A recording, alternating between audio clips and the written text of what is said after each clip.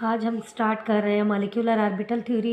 Molecular orbital theory 1932 में explain की गई थी for the formation of covalent bonds, और ये थ्योरी बेटर वे में डिस्कस करती है कोवलेंट बॉन्ड को। According to this theory, atomic orbitals किसी भी दो या दो से ज़्यादा एटम्स के एटॉमिक ऑर्बिटल्स जब एक दूसरे को ओवरलैप करते हैं तो वो मॉलिक्यूलर ऑर्बिटल्स बनाते हैं। इन जो मॉलिक्यूल बनता है उसके ऑर्बिटल्स बनते हैं, और वो ऑर्बिटल्स दोनों यानी कंसर्न्ड न्यूक्लियाइज के अप्रोच में होते हैं, और वो डिस्टर्ब भी हो जाते हैं जब दो न्यूक्लियाइज या दो से ज़्यादा न्यूक्लियाइज एक दूसरे के करीब आते हैं, तो उनके जो ऑर्बिटल्स हैं वो डिस्टर्ब हो जाते हैं, और उस डिस्टर्बेंस की वजह से दो ही मॉलिक्यूलर ऑर्बिटल्स बनते हैं जिनका एनर्जी लेवल भी चेंज होता है, और वो अपने पेरेंट जो ऑर्बिटल्स थे उनसे भी चेंज होते हैं। और ये ऑर्बिटल्स मॉलिक्यूलर ऑर्बिटल्स कहलाते हैं, और हर एक मॉलिक्यूलर ऑर्बिटल का जो सेम वे में एक एक जैसे होते हैं, लेकिन वो अपने सिंगल आइसोलेटेड एटम की निस्बत डिफरेंट होते हैं। और इनके मेन फीचर्स हम डिस्कस करते हैं। इस थ्योरी के मेन फीचर्स, सबसे पहला फीचर ये है कि जो कॉन्स्टिट्यूएंट एटम्स से जो एक न्यू मॉलिक्यूल बनेगा वो टोटली डिफरेंट होगा, और तमाम इलेक्ट्रॉन्स जो एक कॉन्स्टिट्यूएंट एटम में मौजूद होंगे वो दो न्यूक्लियाइज के अंडर अब दो न्यूक्लियाइज के इन्फ्लुएंस में रहेंगे। दूसरा पॉइंट ये है, जो एटॉमिक ऑर्बिटल्स इंडिविजुअल एटम के हैं जब वो कंबाइन होते हैं मॉलिक्यूलर ऑर्बिटल बनाते हैं, तो ये मॉलिक्यूलर ऑर्बिटल्स उसी तरीके से फिलअप होते हैं जिस तरीके से हम एटॉमिक ऑर्बिटल्स को फिलअप करते हैं by following the Pauli exclusion principle, लाफ्मा principle and Hund's rule of maximum multiplicity. ये तीनों रूल्स को फॉलो करते हुए मॉलिक्यूलर ऑर्बिटल भी फिल होता है। तीसरा पॉइंट इस थ्योरी का ये है कि मॉलिक्यूलर ऑर्बिटल्स का डेफिनेट एनर्जी लेवल्स होते हैं मॉलिक्यूलर ऑर्बिटल्स के। चौथा और लास्ट पॉइंट ये है कि जो शेप होती है मॉलिक्यूलर ऑर्बिटल्स की, जो मॉलिक्यूलर ऑर्बिटल्स बने हैं उनकी शेप डिपेंड करती है on the shape of the combining atomic orbitals. अब एक रूल है, उस रूल को फॉलो करते हुए हम ऑर्बिटल्स, एटॉमिक ऑर्बिटल्स किस तरह से आपस में कंबाइन होते हैं और उनके अंदर कितने इलेक्ट्रॉन्स मौजूद हैं उनको हम किस तरह से कैलकुलेट कर सकते हैं। वेव मैकेनिक्स के अंदर हम लोग जैसे श्रोडिंगर वेव इक्वेशन को पढ़ते हैं। श्रोडिंगर वेव इक्वेशन जो कि कैलकुलेट करती है द वैल्यूज़ उसको वैल्यूज़ को, इलेक्ट्रॉन्स की वेव फंक्शंस को, उसी थ्योरी को अप्लाई करते हुए हम मॉलिक्यूल्स के अंदर जो इलेक्ट्रॉन्स मौजूद है मॉलिक्यूलर ऑर्बिटल्स में उनको हम कैलकुलेट कर सकते हैं। लेकिन ये थोड़ा सा डिफ़िकल्ट मेथड है। हम अप्रॉक्सीमेट मेथड यूज़ करते हैं उसी इक्वेशन को फॉलो करते हुए, श्रोडिंगर वेव इक्वेशन को फॉलो करते हुए। तो जो मेथड अप्रॉक्सीमेट मेथड है उसे हम नाम देते हैं linear combination of atomic orbitals. Linear combinations of atomic orbitals के अकॉर्डिंग, इस मेथड के अकॉर्डिंग होता ये है कि जो मॉलिक्यूलर ऑर्बिटल्स बन रहे हैं बाय द एडिशन या सब्ट्रैक्शन ऑफ एटॉमिक ऑर्बिटल्स, और कॉन्स्टिट्यूएंट एटम्स के एटॉमिक ऑर्बिटल्स के ऐड होने से या उनके एक दूसरे से माइनस होने से जो नए ऑर्बिटल्स बनते हैं जिन्हें मॉलिक्यूलर ऑर्बिटल्स कहते हैं, उनको हम किस तरह से कैलकुलेट कर सकते हैं। तो सबसे पहले हम एक सिंपलेस्ट केस ले लेते हैं हाइड्रोजन के मॉलिक्यूल का। H2 मॉलिक्यूल में आप लोग को सबको पता ही है कि दो हाइड्रोजन एटम्स जो है वो आपस में कंबाइन होते हैं, उनके ऑर्बिटल्स कंबाइन होते हैं तो एक मॉलिक्यूल बनता है। अब सपोज़ कर लेते हैं हमारे पास एक एटम, हाइड्रोजन एटम है जिसे हम A से रिप्रेजेंट कर रहे हैं, दूसरा हाइड्रोजन एटम उसे HB से रिप्रेजेंट कर रहे हैं। जब ये एक दूसरे के करीब आएंगे तो इनका जो वेव फंक्शन होगा उसे हम रिप्रेजेंट करेंगे साई A साई B से। अब ये वेव फंक्शंस अगर तो एडिशन हो रही है, मॉलिक्यूलर ऑर्बिटल बन रहा है दो एटॉमिक ऑर्बिटल से, तो जो वेव फंक्शन है उसे हम इस तरह से रिप्रेजेंट करेंगे, psi molecular orbital is equal to psi A plus psi B, क्योंकि एडिशन हो रही है, दो एटॉमिक ऑर्बिटल्स आपस में इलेक्ट्रॉन्स को ऐड कर रहे हैं। तो इससे इस तरह का जो एक ऑर्बिटल बनेगा एडिशन से, उसे हम बॉन्डिंग मॉलिक्यूलर ऑर्बिटल कहेंगे। एम ओ से मॉलिक्यूलर ऑर्बिटल को रिप्रेजेंट करते हैं और बॉन्डिंग मॉलिक्यूलर ऑर्बिटल को एम ओ बी से रिप्रेजेंट कर सकते हैं।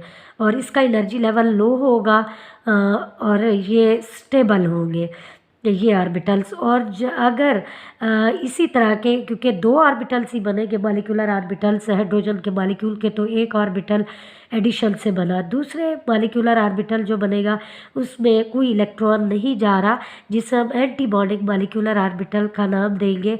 और वो सब्ट्रैक्शन ऑफ साई ए में से जो सब्ट्रैक्ट हो जाएगा साई बी, तो इसे हम साई स्टार से साई स्टेरिक, आप इसे वर्ड बोल सकते हैं, सिंबल बोल सकते हैं, ये होता है। और इसका एनर्जी लेवल हायर होता है बिकॉज ये एम्प्टी मॉलिक्यूलर ऑर्बिटल है और इस पर कोई इलेक्ट्रॉन मौजूद नहीं है, इसे हम एंटी बॉन्डिंग मॉलिक्यूलर ऑर्बिटल का नाम देंगे। इसकी आगे डायग्रामेटिकली आप देखें, 1s ऑर्बिटल 1s ऑर्बिटल दूसरे हाइड्रोजन एटम का, ये दोनों जब कंबाइन हो गए, जब एडिशन हो रही है तो एनर्जी लेवल डाउन हो गया और इसमें जो बॉन्ड बनेगा सिग्मा 1s है। और जो एंटी बॉन्डिंग साइड पे है वो सब्ट्रैक्ट हो रहे हैं, एक सब्ट्रैक्ट कर रहा है दूसरे 1s ऑर्बिटल को, तो 1s मॉलिक्यूलर ऑर्बिटल जो बनेगा उसका जो बॉन्ड होगा वो सिग्मा स्टेरिक बॉन्ड होगा, जिसका हायर एनर्जी लेवल होता है। अब वेव फंक्शंस को हम पॉजिटिव या नेगेटिव साइन से रिप्रेजेंट कर सकते हैं। Positive sign 1s orbitals of hydrogen atom पे इसीलिए शो किया जाता है क्योंकि इसकी कोई लोब नहीं है, ये राउंड इन शेप होता है, तो इसके ऊपर पॉजिटिव चार्ज होता है। और अगर पी ऑर्बिटल्स हो, पी ऑर्बिटल्स की एक जैसी लोब्स ही एक दूसरे को ओवरलैप करेगी, पॉजिटिव साइन वाली लोब ही पॉजिटिव साइन वाली लोब पे जाके ओवरलैप करेगी दूसरे एटम की पॉजिटिव लोब पे, और नेगेटिव लोब साइन वाली लोब को ओवरलैप करेगी। तो तभी जो है ना सिमिलर साइंस वाली लोब्स ओवरलैप होगी, तभी मॉलिक्यूलर ऑर्बिटल्स बनेंगे। अब हम यहाँ पे probability density in bonding and anti bonding molecular orbitals हम चेक करने जा रहे हैं कि क्या इलेक्ट्रॉन्स डेंसिटी बॉन्डिंग साइड पे क्यों ज़्यादा होती है, एंटी बॉन्डिंग साइड पे क्यों कम होती है। अब आप यहाँ पे एक फार्मूला है a+b² का फार्मूला हम लोग मैथमेटिक्स में यूज़ करते हैं, उसके अकॉर्डिंग इस फार्मूला को किया गया है। ये a² + b² + 2ab जैसे हम लिखते हैं, तो psi square molecular orbital is equal to psi A, यानी एक से ज़्यादा जब इलेक्ट्रॉन्स हो तो तब हम ये फार्मूला अप्लाई करते हैं, psi A plus psi B square. इसको जब हम खोलेंगे psi A square plus psi B square plus 2 psi A psi B. और अगर एंटी बॉन्डिंग साइड वाले इलेक्ट्रॉन्स की प्रोबेबिलिटी फाइंड आउट की जा रही है तो वो नेगेटिव साइन के साथ फार्मूला होगा और -2 साई ए साई बी उसमें आएगा लास्ट में। अब इक्वेशन नंबर जो 3 है उसमें अगर हम देखें तो क्लियर हो जाता है कि probability density of bonding molecular orbitals is greater than the sum of the probability densities of isolated atoms by the factor 2 psi A psi B. इसका मतलब ये है कि जो एटॉमिक ऑर्बिटल्स मिलने जा रहे हैं उनकी जो इलेक्ट्रॉन्स मौजूद हैं उनके अंदर, उन्हें अगर हम सिंपली जमा कर दें, सम अप कर दें एटम ए के इलेक्ट्रॉन्स और एटम बी के, उनका जो रिज़ल्ट होगा वो डेफिनेटली कम आएगा। अगर हम इस फार्मूले के अकॉर्डिंग रिज़ल्ट निकालते हैं तो इसमें 2 साई ए साई बी मज़ीद ऐड हो रहा है, तो इसका मतलब ये है कि इस फार्मूला के अकॉर्डिंग क्या होगा, जो इस इक्वेशन नंबर 3 के according probability density of bonding molecular orbitals greater है इस फार्मूले के अकॉर्डिंग। अगर इस फार्मूले को हम नहीं करते अप्लाई, सिंपली इनको जमा कर लेते हैं तो डेफिनेटली इनकी तादाद इलेक्ट्रॉन्स की डेंसिटी कम शो होगी। इसी तरह से एंटी बॉन्डिंग में भी जो डेंसिटी है फोर्थ इक्वेशन में हम देख रहे हैं probability density of antibonding molecular orbitals that is lesser, ये कम हो जाती है अगर हम सिंपली प्लस कर लेते हैं एटॉमिक ऑर्बिटल्स के इलेक्ट्रॉन्स को by factor 2 psi A 2 psi B के, ठीक है। और इसी तरह से सिमिलर वे में जो 2s ऑर्बिटल्स अगर मिलते हैं तो वो बॉन्डिंग सिग्मा 2s ऑर्बिटल्स बनाते हैं, और एंटी बॉन्डिंग साइड पे sigma star 2s molecular orbitals बनाते हैं। और रिलेटिव एनर्जीज़ की अगर हम बात करते हैं तो एनर्जी लेवल जो है वो हम लोग मॉलिक्यूलर ऑर्बिटल थ्योरी शुरू से पढ़ते आ रहे हैं, हमें ये पता है कि मॉलिक्यूलर ऑर्बिटल थ्योरी में जो बॉन्डिंग साइड पे हम ऑर्बिटल शो करते हैं उनका एनर्जी लेवल डाउन होता है, जो एंटी बॉन्डिंग साइड पे मॉलिक्यूलर ऑर्बिटल्स रिप्रेजेंट किए जाते हैं उनका एनर्जी लेवल हायर होता है। तो ये by the combination of the molecular atomic orbitals, जो हमारे पास मॉलिक्यूलर ऑर्बिटल्स आते हैं जिनमें इलेक्ट्रॉन प्रोबेबिलिटी ज़्यादा होती है, इलेक्ट्रॉन डेंसिटी ज़्यादा होती है, वो ऑर्बिटल्स स्टेबल हो जाते हैं, उनका एनर्जी लेवल डाउन हो जाता है। और जिनके अंदर कोई इलेक्ट्रॉन नहीं है, एंटीबॉडिंग साइड पे है, या इलेक्ट्रॉन्स की तादाद कम है, वो हायर एनर्जी लेवल पे चले जाते हैं और वो अनस्टेबल मॉलिक्यूलर ऑर्बिटल्स होते हैं।